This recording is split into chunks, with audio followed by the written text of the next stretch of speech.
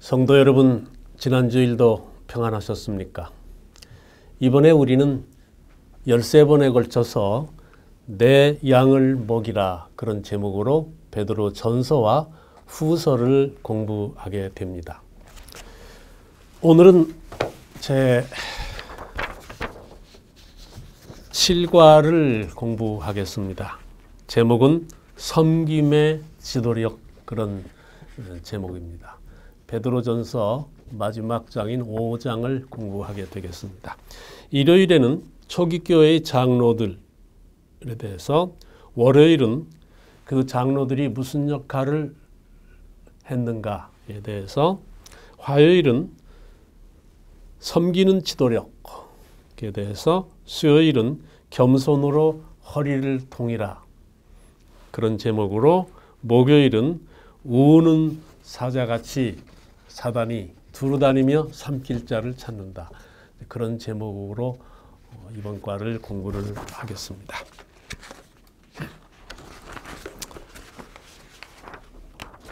기억절은 베드로전서 5장 7절입니다.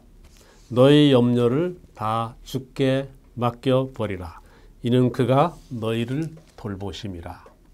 근데 사실 섬김의 지도력에 맞는 기억절은 또 하나 있습니다. 5장 3절, 맡은 자들에게 주장하는 자세를 하지 말고 양무리의 본이 되라. 이 5장 3절 말씀이 더 오늘의 주제에 맞는 기억절이 될 것 같습니다. 제7과는 베드로전서 5장을 공부하는데요. 베드로전서 1장에서는 우리가 성도들이 고난 중에서도 기뻐하고 찬송해야 될 이유를 공부를 했습니다. 2장은 그리스도를 믿고 영접하는 자를 하나님께서 왕같은 제사장이요, 택하신 백성이요, 거룩한 나라요, 그의 소유된 백성으로 그렇게 높이 평가하시고 믿어주신다는 말씀을 우리가 공부했습니다.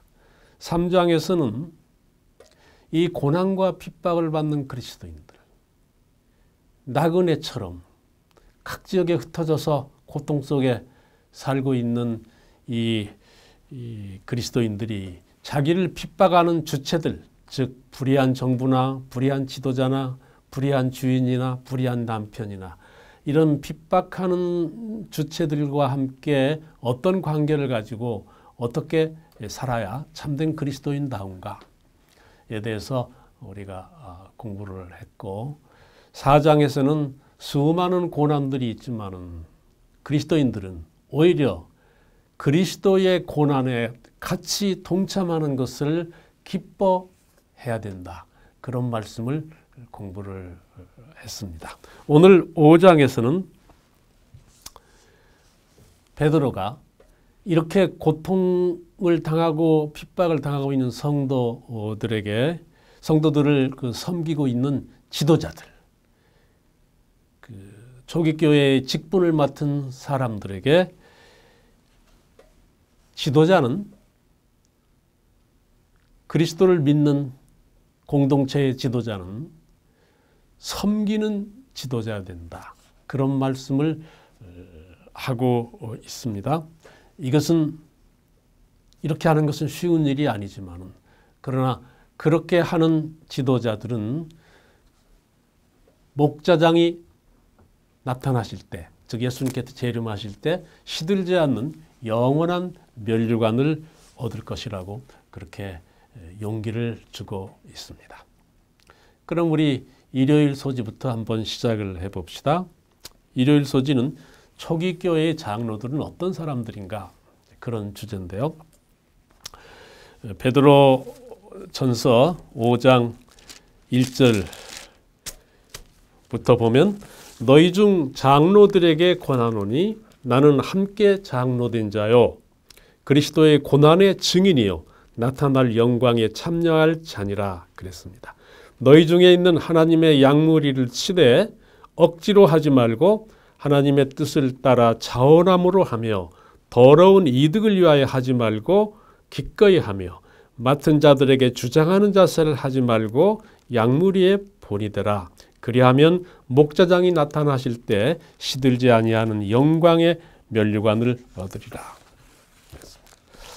초기 교회에서 이 장로란 어떤 사람들인가? 여기 장로들아 그랬는데 이 초기 교회에는 교회에 몇 가지 직분이 있었습니다. 장로가 있었죠. 또 감독이 있었습니다. 이 장로와 감독은 사실은 같은 직분입니다.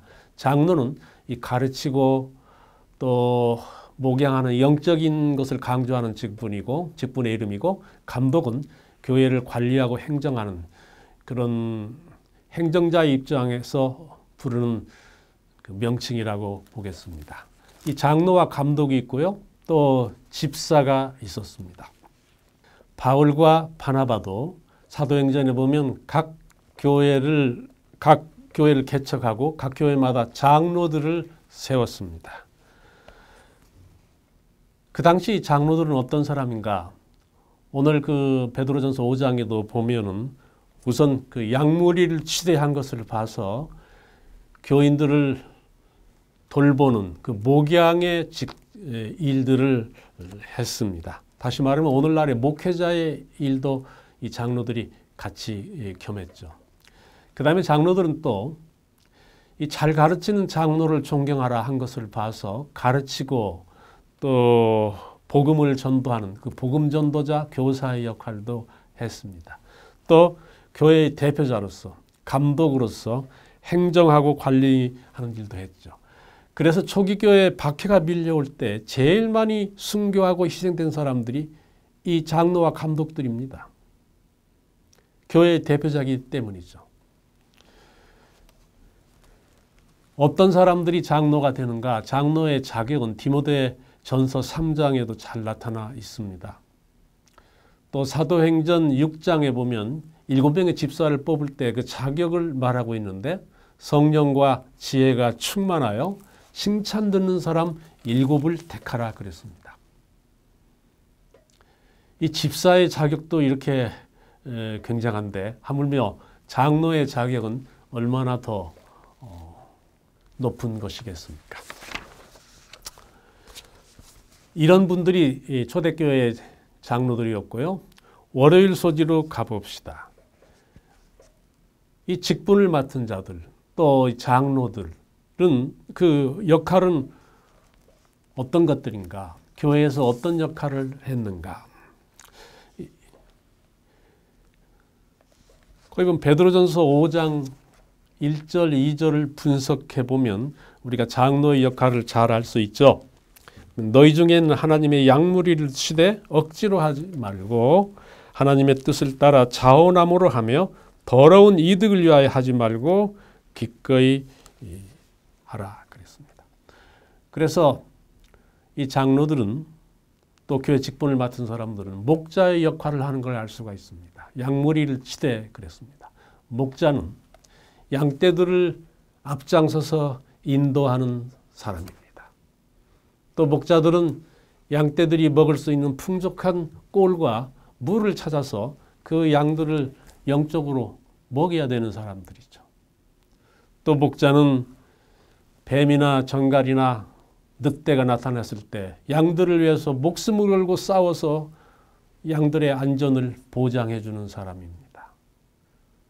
또 목자는 양들이 아프거나 혹은 다쳤을 때는 밤을 새워서 그들을 간호하는 그런 사람들이죠. 중요한 것은 오늘날 우리 장로나 혹은 목회자만 오늘날 목자가 아닙니다. 우리 소그룹 지도자, 구역반 반장들 또 안교반에서 다 우리는 목자로서 우리 성도들을 섬기고 있습니다. 베드로전서 5장이 강조하는 것 중에 하나는 교회 직분을 맡은 사람들한테는 이런 책임이 있는데 이런 책임을 억지로 하지 말고 의무적으로 하지 말고 즐거움으로 해야 되는 사람들이다. 그렇게 우리에게 가르쳐 주고 있습니다.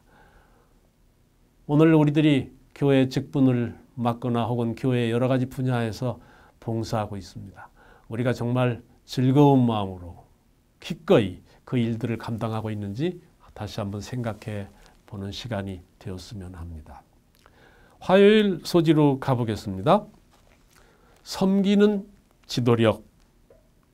베드로전서 5장 3절인데요.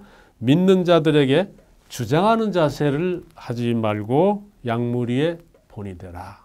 그랬습니다. 베드로는 교회의 직분을 맡은 지도자들에게 두 가지 것을 부탁합니다. 하나는 주장하는 자세를 하지 말라 그거예요. 어떤 직분을 맡아서 일할 때. 이것은 봉사직이다.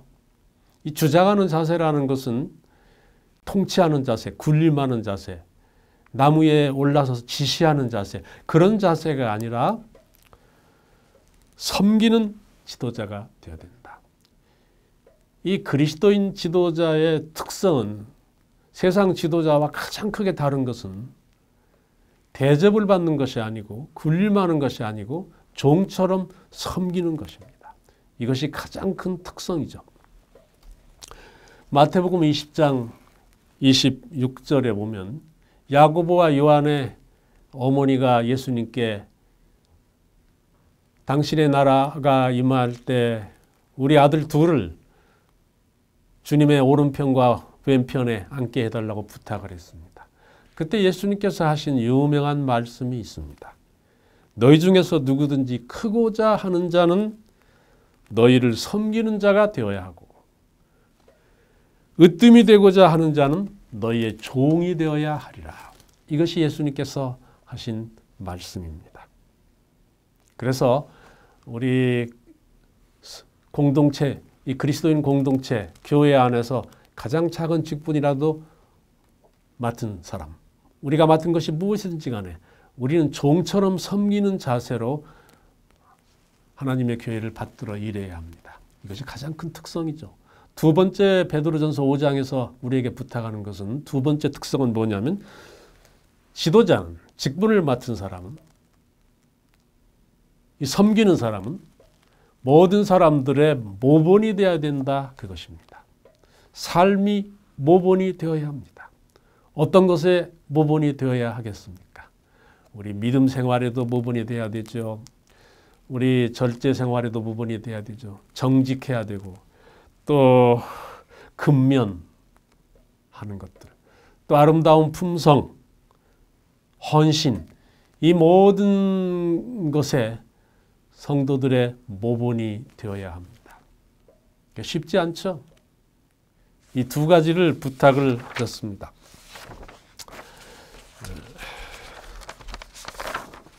그래서 이 섬김과 모본, 이 두 가지가 우리 그리스도인 지도자의, 섬기는 자의 특성입니다. 그래서 우리가 교회에서 재직들을 뽑을 때도, 직원 선거를 할 때도 직책을 맡은 사람들이 이 두 가지 특성을 가지고 있는가를 먼저 봐야 되겠습니다. 능력도 중요하지만 이 두 가지가 없는 능력은 어떤 때 교회에 오히려 해를 끼칠 수가 있습니다.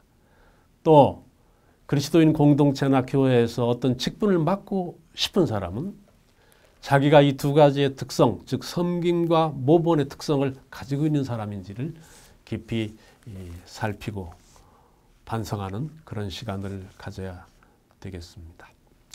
우리 수요일은 겸손으로 허리를 동이라, 그런 말씀입니다. 본격적으로 섬기는 자의 자세를 말하고 있습니다. 베드로전서 5장 5절부터 6절에 보면 젊은 자들아 이와 같이 장로들에게 순종하고 서로 겸손으로 허리를 동이라. 하나님은 교만한 자를 대적하시되 겸손한 자에게는 은혜를 주시느니라. 그러므로 겸손하라. 때가 되면 너희를 높이시리라 그랬습니다. 여기서 젊은 자들이란 나이가 어린 사람을 말하는 것은 아닙니다. 장로와 대비되어 있기 때문에 우리 일반 성도들, 신자들을 의미하는 말이겠습니다. 첫 번째로 우리 성도들의 자세는 이 직분을 맡은 사람들 혹은 지도자들에게 순종하라는 것입니다. 이게 베드로의 권면입니다. 이 불의한 지도자에게도 순종하고 불의한 주인에게도 순종하고 불의한 남편에게도 순종하는데 하물며 교회의 지도자에게 왜 순종하지 않겠느냐. 하나님께서 그 사람에게 그 직분을 맡겼다고 생각하고 순종하라. 그렇게 첫 번째 말씀하셨습니다. 두 번째는 서로 겸손하라. 겸손으로 허리를 동이라 그랬어요.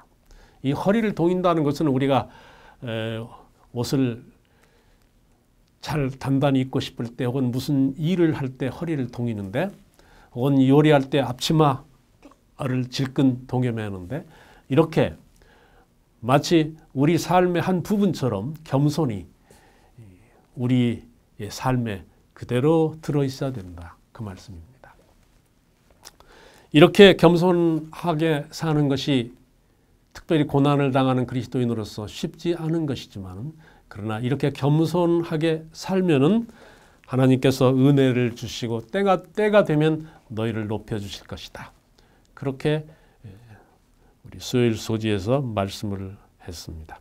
이런 그리스도인의 겸손은 어디서 오는가? 어떻게 하면 그리스도인이 이렇게 겸손할 수 있을까? 그것은 모든 사람들이 다 그리스도께서 피로 사신 형제 자매들이라고 그렇게 생각을 해야만 이렇게 겸손할 수가 있습니다. 어떤 사람이 어떤 사람보다 더 높은 것이 아닙니다. 다 똑같이 그리스도의 피로 사신 귀한 영혼들입니다. 다 형제 자매들입니다. 우리가 이렇게 형제 자매들을 생각하면 우리는 비로소 참으로 겸손해진다는 것이 무엇임을 우리가 체험할 수 있게 될 것입니다. 마지막으로 우리 목요일 소지입니다. 우는 사자같이. 이게 무슨 말일까요? 우는 사자. 이게 베드로전서 5장 8절에 있는 말씀인데 근신하라 깨어라. 너희 대적 마귀가 우는 사자같이 두루 다니며 삼킬 자를 찾나니 그랬습니다.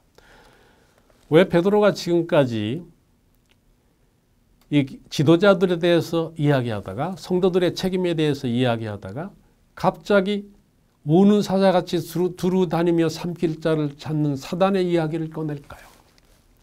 베드로는 지금 다시 고난의 이야기로 돌아오고 있는 것입니다. 베드로전서의 주제가 고난 아닙니까? 왜 고난이 우리한테 이렇게 밀려올까? 왜 이렇게 박해가 올까? 베드로가 말하고 싶은 것은 우리가 싸우는 싸움은 이게 보통 싸움이 아니고 선과 악, 빛과 어둠, 하나님과 사단 사이에 이 큰 대쟁투 속에 우리가 날마다 그 전투 속에 살고 있는 것이다. 그런 데서 우리에게 고난이 오는 것이다. 지금 그 말씀을 하고 싶은 것입니다. 그리고 사탄이 뿔 달린 어떤 괴물, 우리가 무시해도 좋을 존재가 아니라 최고의 지적인 존재임을 우리한테 가르쳐 줍니다. 사단이 그냥 가만히 있는 것이 아닙니다. 그는 우는 사자처럼 두루 다니면서 삼킬 자를 찾습니다. 그가 특별히 공격하는 것은 믿지 않는 사람들이 아닙니다. 믿는 사람들이죠. 하나님의 자녀를 공격해서 어떻게든지 무너뜨리려고 하는 것이 사단이 하는 일이죠. 우리가 사자가 약한 짐승을 사냥하는 것을 보면 강한 사람한테는 덤비지 않고 약하거나 병들거나 어린 것들한테 덤벼들어서 사냥을 하죠. 그래서 우리가 그리스도 안에서 참 강한 사람으로, 사단이 어쩔 수 없는 사람으로 살아야 되겠습니다. 우리가 성경에 보면 믿음으로 예수님을 영접하는 순간 즉각 구원을 받습니다.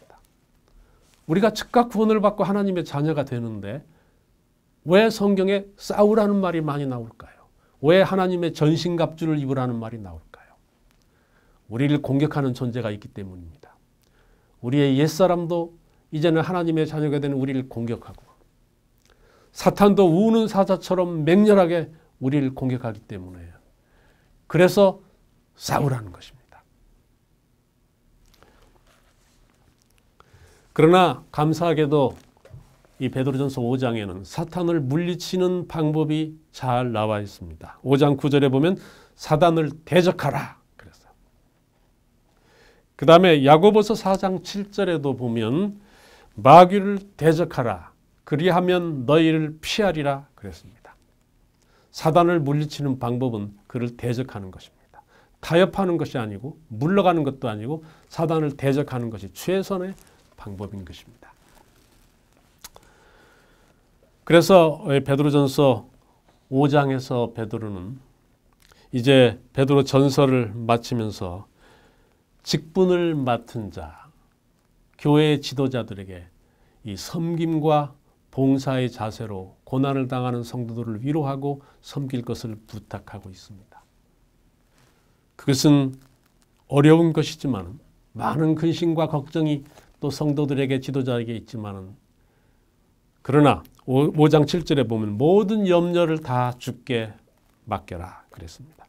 이는 그가 너희를 돌보심이라. 그렇게 우리에게 위로와 격려를 주고 있습니다. 또 5장의 후반부에 보면 이 세상에 고난이 많지만 이 세상의 고난은 잠깐이다. 잠깐의 이 세상의 고난을 참으면 주께서 우리에게 주실 영원한 승리와 면류관이 기다리고 있다. 그렇게 말씀하고 있습니다. 이 아름다운 위로와 또 우리에게 주신 베드로전서의 권면이 우리 성도들, 저와 여러분의 오늘 위로와 또 용기가 되시기를 간절히 바랍니다.